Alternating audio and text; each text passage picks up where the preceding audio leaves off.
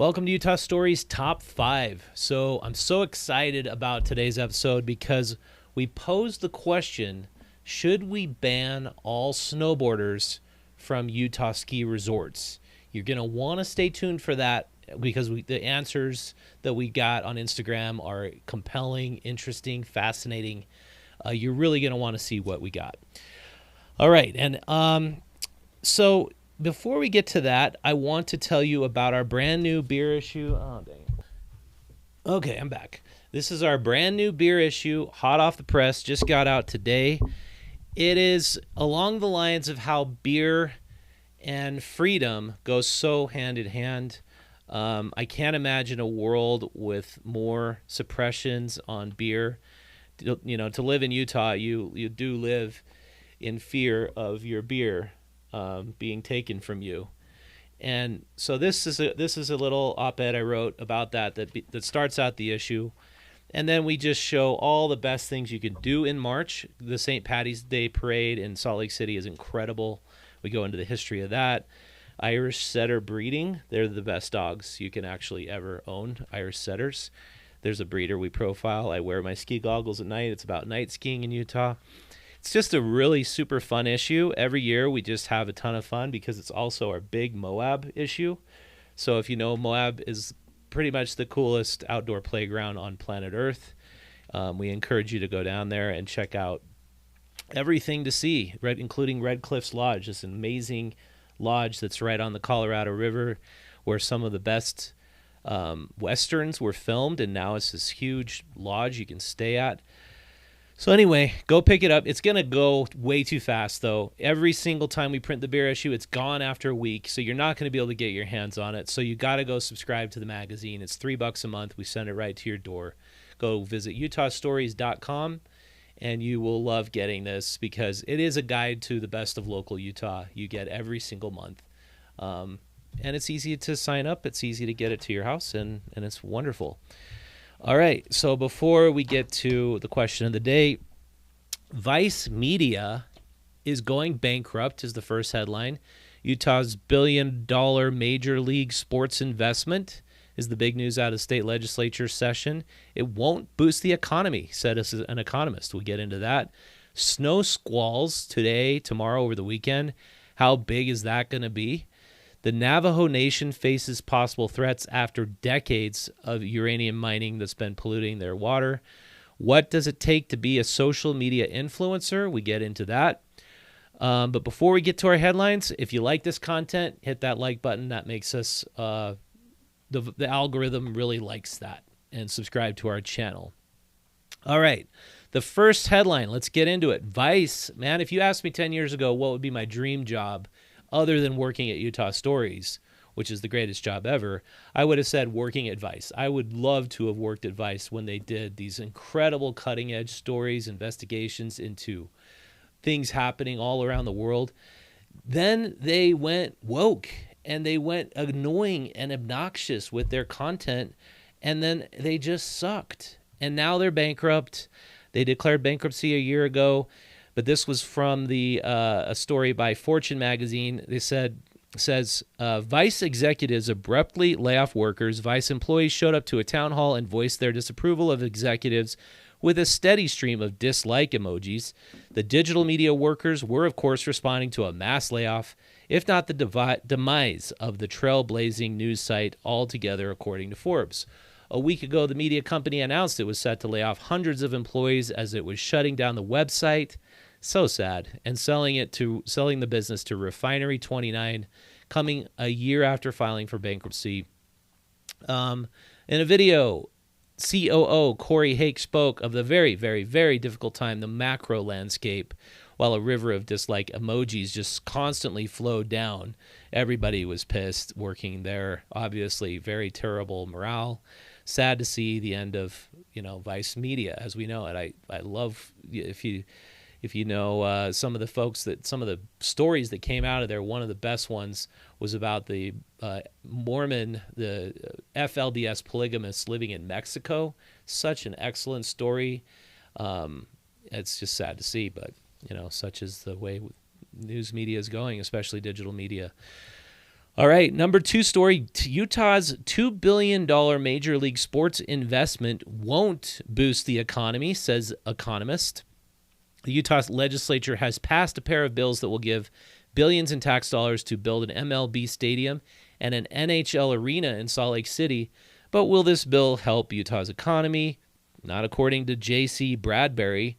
He's a leading researcher who examines the policy of publicly financed sports arenas. He calls it a boondoggle. And I actually don't understand. If we want to do great grassroots investments into our communities, we've now earmarked all this money. Why not give it to ma and pa local businesses rather than say, oh, if we build a great, giant, big sports arena, all the businesses around the arena will be bolstered. Yeah, but they would also be bolstered if you just gave out free money to them. Why don't you do that? Feel free to comment below. All right, snow squalls, if you're living in Salt Lake, especially northern Utah, are really pounding Salt Lake City today. And the wind is so strong, it can actually move your car. You can feel it moving your car as you're driving, according to Matthew Pine, who was just up in Park City. The strong winds are already being felt across much of Utah ahead of a cold front that's expected to bring heavy snow, including 4 to 6 inches to the valley. All right, next story. The Navajo Nation faces possible threats after decades of uranium mining. I was in Kathy's rock shop in downtown Salt Lake, and this Navajo kid walked in and told us how they used to handle yellow cake, and everybody was into mining it there, and then it contaminated the groundwater. You can't get water out of the wells anymore except one special designated well that's protected. And it's very sad because that whole tribal region has been heavily contaminated with uranium. You can read more about this on ABC News. They did a big story on it. 500 mines dot the landscape on the Navajo Nation territory.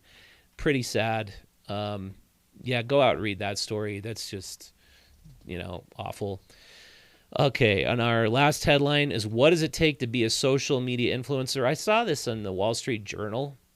Wall Street Journal sometimes does really exceptional work, and it turns out there are thousands of content creators, and supposedly there's 50 million global content creators, but only a tiny fraction actually make a good living doing it. This profiles what it takes to be a social media influencer.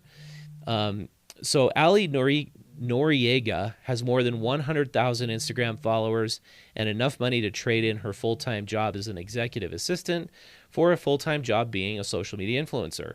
Her husband, Ricardo Noriega, decided to not pursue another job after he was laid off, so they're both full-time social media influencers. Only 4% of the global content creators earn more than $100,000 a year. These people do. Way to go for them. So our adventure of the day, I'm about to get to our question of the day, but our adventure of the day, go out and check out Nordic Valley Ski Resort. This is the ultimate ma and pa ski resort in Utah. I've never been there. I've just heard about it. But if you got kids, if you want a cheap place to ski, kids ski free. Like, take your kids, haul them up there. I'm actually going to take my little girl. She's never actually skied before, and we got skis. We're going to go there, so maybe we'll see you up there.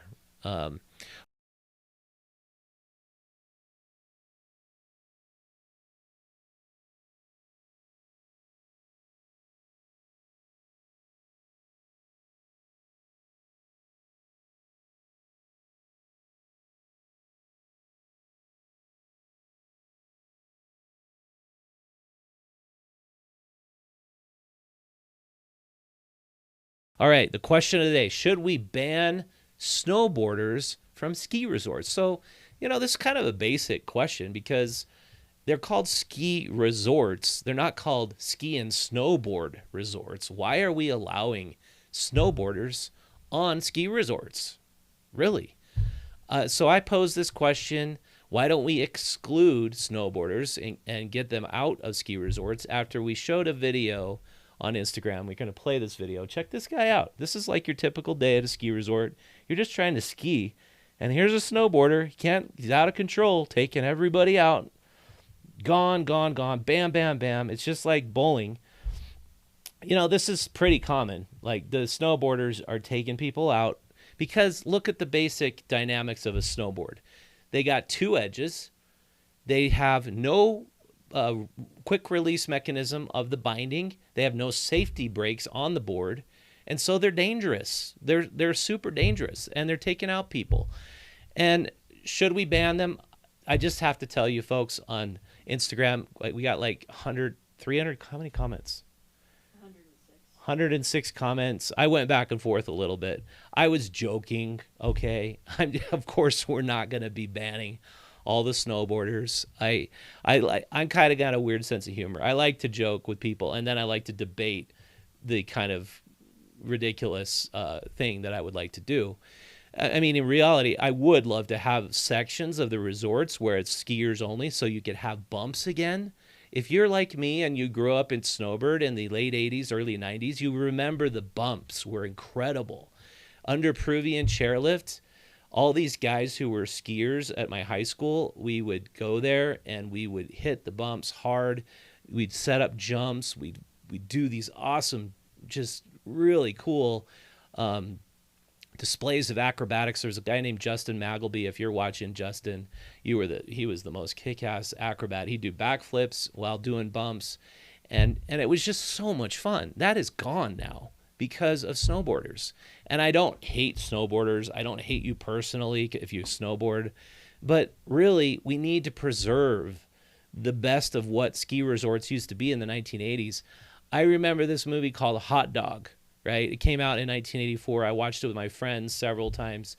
It showed the epitome of what skiing was like in the 80s. I'm thinking we should have a special night at Broovies and show that movie. If you like that idea, comment on it, because we have another special event happening in March with the release of our beer issue that I got to tell you about. I'm not sure I see it here, Allegra. It's March 15th, right? Oh, yeah. No, it is here. March 15th? Mm-hmm. Okay, March 15th. Yep, here it is. It's a partnership we're doing with Shades Brewing. It's March 15th from 7 to 9, and it's going to be a blast. We're going to have food trucks. We're looking to get a band there. We're going to have giveaways. We're going to celebrate craft beer in Utah, just as our March issue does. We're going to show you basically how to have a great time in Utah with beer. Like, a lot of people don't even know you could do that. We have beer in Utah. You can drink it, and it's delicious and great. So we're going to celebrate that. So mark your calendars, show up. You got to reserve your tickets because we can only seat about 200 people, and we've had these before where they get sold out really fast. So go out to utahstories.com, reserve your ticket so that you can be sure to come. All right, thanks so much for joining me today. Remember, if you like this content, you want to engage in a greater degree in your local community, subscribe to the magazine. This one's definitely going to run out super fast. And you can also get our free digital newsletter. That's super awesome. And subscribe to our newsletter at utahstories.com. Thank you so much for watching. I'll see you next time.